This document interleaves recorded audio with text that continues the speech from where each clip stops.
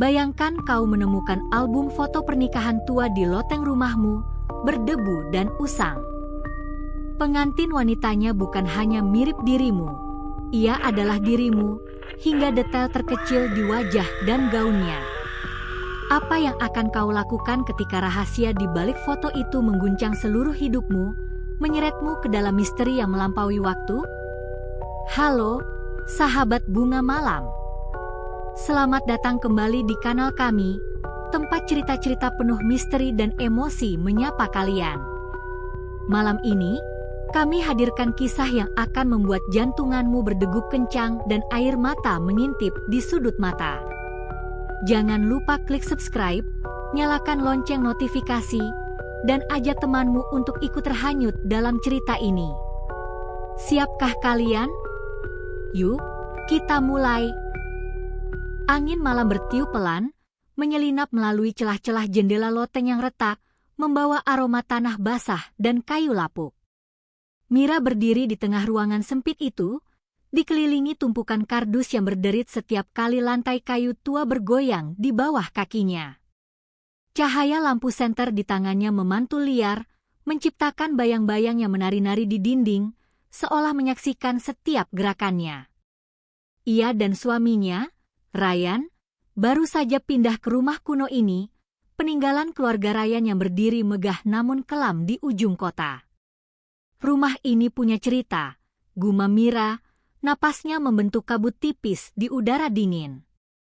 Ia menggigil, bukan karena suhu, tapi karena firasat aneh yang merayap di tulang punggungnya. Loteng itu seperti labirin kenangan yang terlupakan. Peti-peti kayu berukir, cermin berbingkai perak yang buram, dan kain-kain usang bertumpuk tak beraturan, seolah menyimpan rahasia yang menunggu untuk dibongkar. Mira menggeser sebuah peti tua, debu beterbangan seperti hujan abu, membuatnya terbatuk. Di sudut peti, ia melihat sesuatu, sebuah album kulit coklat terjepit di antara kain-kain kumal. Pinggirannya robek, dan tali pengikatnya sudah rapuh. Jari-jari Mira gemetar saat menyentuhnya, seolah album itu berbisik, memanggilnya. "Apa ini?" katanya pelan, suaranya nyaris tenggelam oleh derit lantai. Ia mengangkat album itu, dan detak jantungnya mulai tak beraturan. Mira membuka halaman pertama, dan dunia di sekitarnya seolah membeku. Cahaya senter menerangi foto hitam putih yang pudar, menampilkan sepasang pengantin. Pria itu tampan, dengan rahang tegas dan mata yang dalam, tapi pengantin wanitanya. Mira menahan napas. Wajah wanita itu adalah cerminan wajahnya sendiri. Mata coklat lembut, hidung kecil, hingga lesung pipit di pipi kiri. Yang lebih mengerikan, gaun putih dengan rendah halus yang dikenakan wanita itu identik dengan gaun pernikahan Mira, yang ia temukan di butik kecil 3 tahun lalu. "Ini gak mungkin," bisiknya, suaranya tercekat. Jari-jarinya membeku di atas foto, tak berani membalik halaman berikutnya. Tapi rasa ingin tahu mengalahkan ketakutannya. Dengan tangan gemetar, Mira membalik halaman demi halaman.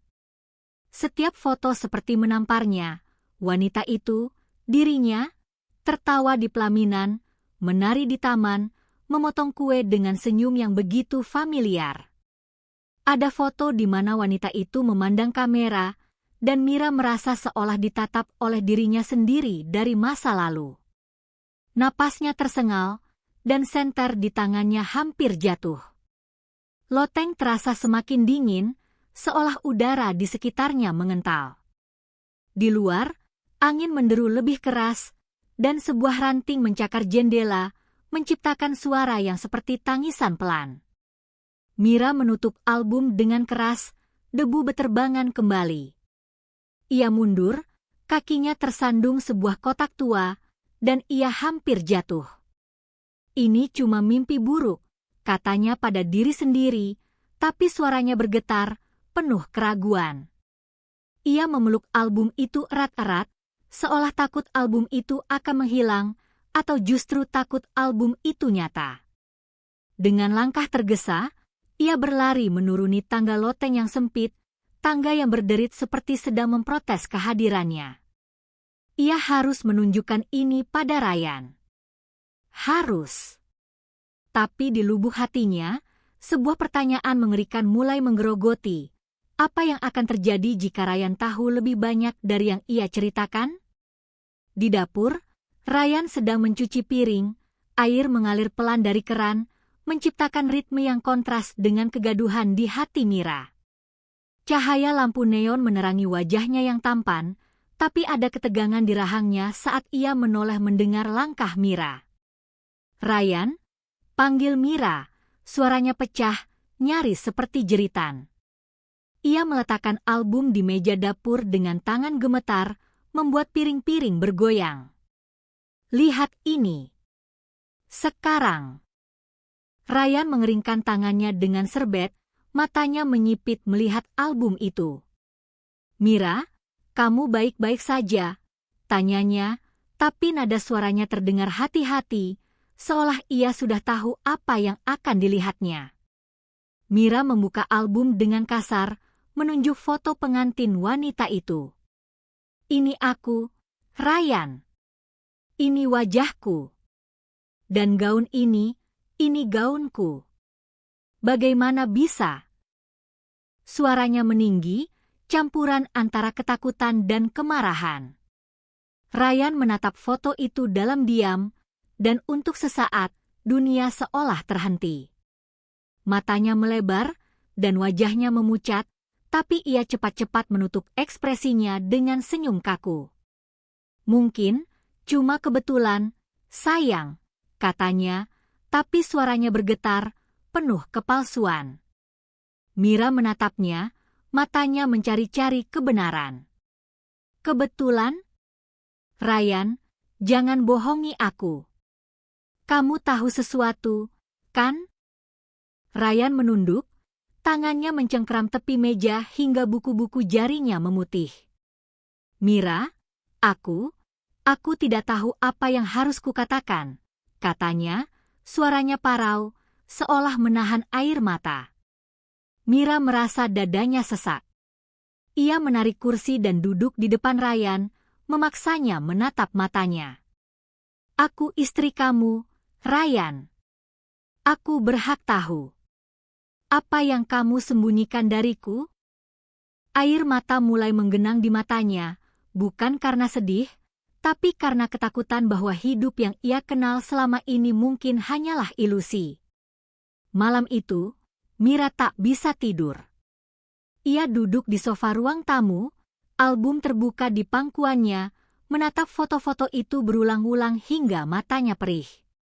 Setiap detail di foto itu seperti pisau yang menusuk hatinya. Senyum wanita itu, cara ia memegang buket bunga, bahkan cara rambutnya jatuh di bahu, semuanya adalah cerminan dirinya. Di luar, hujan mulai turun, petir menyambar di kejauhan, menerangi ruangan dengan kilatan yang membuat bayang-bayang di dinding tampak hidup. Mira merasa seolah ada seseorang yang mengawasinya, seseorang yang bukan Ryan. Keesokan paginya, dengan tekad yang bercampur ketakutan, Mira kembali ke loteng. Udara di sana terasa lebih berat, seolah menyimpan rahasia yang tak ingin diungkap. Ia menggeledah peti tempat ia menemukan album, dan di sudutnya, ia menemukan kotak logam kecil dengan gembok berkarat. Dengan obeng tua yang ditemukannya di sudut loteng, ia memaksa kotak itu terbuka. Di dalamnya, ada tumpukan surat tua, beberapa foto pudar, dan sebuah cincin kawin emas dengan ukiran kecil. Laras Surya, 1955. Mira terhenti, napasnya tersengal. Nama-nama itu asing, tapi mengapa hatinya terasa seperti ditarik ke masa lalu? Mira berlari kembali ke bawah, surat-surat dan cincin itu digenggam erat di tangannya. "Ryan?" teriaknya, suaranya menggema di rumah yang tiba-tiba terasa terlalu besar, terlalu kosong. Ryan muncul dari ruang kerja, wajahnya penuh kecemasan. "Apa ini, Ryan? Siapa Lara dan Surya?" Mira melemparkan surat-surat itu ke meja, matanya menyala-nyala. Ryan menatap tumpukan kertas itu, dan untuk pertama kalinya, Mira melihat ketakutan sejati di matanya. "Mira, dengar aku dulu," katanya, suaranya gemetar. "Kamu harus tenang." "Tenang? Bagaimana aku bisa tenang?" bentak Mira, air mata akhirnya tumpah. "Aku menemukan foto diriku, atau seseorang yang persis sepertiku, dari puluhan tahun lalu. Dan sekarang ini, surat-surat, cincin, nama-nama yang aku tidak tahu? Apa yang kamu sembunyikan, Ryan?" Ryan mengangkat tangan, seolah ingin menenangkannya, tapi gerakannya ragu-ragu. "Aku akan ceritakan semuanya," katanya akhirnya, suaranya hampir tak terdengar. "Tapi kamu harus janji, jangan takut. Ini tentang kita." Ryan duduk di sofa, kepalanya tertunduk. "Rumah ini milik kakekku, Surya," mulainya, suaranya berat. "Dia menikah dengan wanita bernama Lara pada 1955.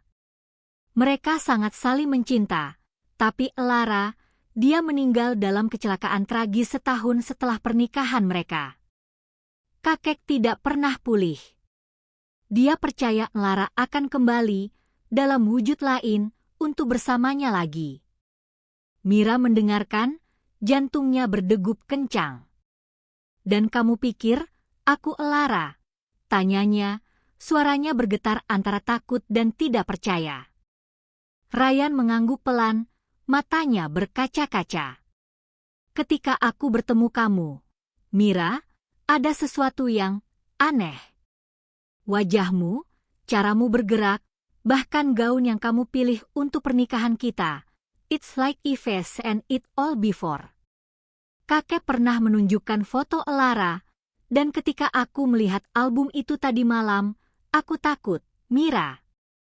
Takut kamu akan menganggapku gila, atau lebih buruk, takut kehilanganmu seperti kakek kehilangan Lara. Suaranya pecah, dan untuk pertama kalinya, Mira melihat kerapuhan di balik sosok Ryan yang selalu tenang. Mira terdiam, pikirannya berputar-putar. Hujan di luar semakin deras, petir menggelegar lebih keras, seolah alam ikut merasakan keguncangan dalam dirinya. "Jadi kamu tahu ini sejak awal?" tanyanya, nada suaranya tajam. "Kamu menikahi aku karena kamu pikir aku reinkarnasi dari Lara?" Ryan menggeleng keras. "Tidak, Mira. Aku mencintaimu karena kamu adalah kamu. Tapi, foto-foto itu, gaun itu, rumah ini, semuanya terasa seperti bukan kebetulan." Ketegangan di antara mereka menggantung berat, seperti pedang yang siap jatuh. Malam itu, Mira bermimpi. Ia berdiri di taman yang sama seperti di foto-foto itu, mengenakan gaun putih yang terasa begitu nyata di kulitnya. Angin dingin membelai wajahnya, dan di kejauhan, ia melihat seorang pria, Surya, berdiri di bawah pohon ek, matanya penuh kerinduan. "Lara, aku menunggumu," bisiknya, suaranya seperti hembusan angin yang menusuk tulang. Tiba-tiba, tanah di bawah kakinya retak, dan tangan-tangan dingin muncul dari kegelapan, menariknya ke bawah. Mira terbangun dengan jeritan, keringat membasahi dahinya, dan air mata mengalir tanpa ia sadari. Hari-hari berikutnya, Mira seperti orang yang kehilangan dirinya sendiri. Ia mulai mencari tahu tentang Lara, menggali arsip di perpustakaan kota. Ia menemukan jurnal tua yang menyebutkan bahwa Lara adalah seniman berbakat, dikenal karena lukisannya yang penuh emosi, lukisan yang sering menggambarkan taman yang sama dari mimpinya. Mira merinding, teringat bahwa ia juga suka melukis, meski ia selalu merasa gambarannya tak pernah selesai, seolah ada kenangan yang hilang di ujung kuasnya. Ketakutan Mira semakin menjadi ketika ia menemukan lukisan tua di loteng, tersembunyi di balik kain usang. Lukisan itu menunjukkan taman yang sama, dengan seorang wanita berpakaian gaun putih berdiri di bawah pohon ek. Wajah wanita itu tidak jelas, tapi Mira tahu itu dirinya, atau Lara. Di sudut kanvas, ada coretan kecil, untuk Surya, selamanya. Mira menjatuhkan lukisan itu, dan saat kanvas menyentuh lantai, ia mendengar suara pelan, seperti bisikan, dari sudut loteng. Kembalilah, Mira berbalik, tapi tak ada siapa-siapa. Hanya bayang-bayang yang bergerak di kegelapan. Mira dan Ryan akhirnya memutuskan untuk mengunjungi makam Lara di pemakaman tua di pinggir kota. Di bawah pohon ek besar, mereka menemukan batu nisan sederhana dengan nama Lara, 1930 hingga 1956. Angin bertiup kencang, dan daun-daun bergoyang seperti berbisik. Mira meletakkan setangkai mawar putih di atas nisan, tapi saat ia melakukannya, ia merasa tangannya disentuh oleh sesuatu yang dingin, tak terlihat. "Ryan," bisiknya, suaranya gemetar. "Kamu merasakan itu?" Ryan memeluknya erat, tapi matanya menatap ke kejauhan, seolah melihat sesuatu yang tak bisa dilihat Mira. Kembali ke rumah, Mira menyimpan album, surat-surat, dan cincin itu di peti tua, tapi ia tahu rahasia itu tak akan pernah benar-benar terkubur. Setiap malam, ia mendengar bisikan pelan dari loteng, seperti suara Lara memanggilnya. Dan di sudut matanya, ia sering melihat bayangan gaun putih melintas di cermin. "Mungkin aku memang Lara," bisiknya pada Ryan suatu malam, air mata mengalir di pipinya. Ryan memeluknya, berjanji akan mencintainya, entah ia Lara atau bukan. Tapi di dalam hati Mira, ia tahu, cinta mereka adalah anugerah sekaligus kutukan, sebuah ikatan yang melampaui waktu, namun dihantui oleh bayang-bayang masa lalu yang tak pernah benar-benar pergi. Sahabat bunga malam, itulah kisah mencekam pengantin yang terperangkap dalam waktu yang penuh misteri dan sentuhan emosi. Apakah kalian merasa bulu kuduk berdiri, atau justru terharu dengan ikatan cinta yang menembus batas waktu? Tulis pendapat kalian di kolom komentar, ceritakan apa yang kalian rasakan, dan ajak teman-teman kalian untuk ikut terhanyut dalam cerita ini. Jangan lupa klik like, share ke sosial media, dan subscribe kanal Bunga Malam dengan lonceng notifikasi menyala agar kalian tak ketinggalan cerita seru berikutnya. Sampai jumpa di petualangan misteri selanjutnya, dan tetaplah setia bersama Bunga Malam.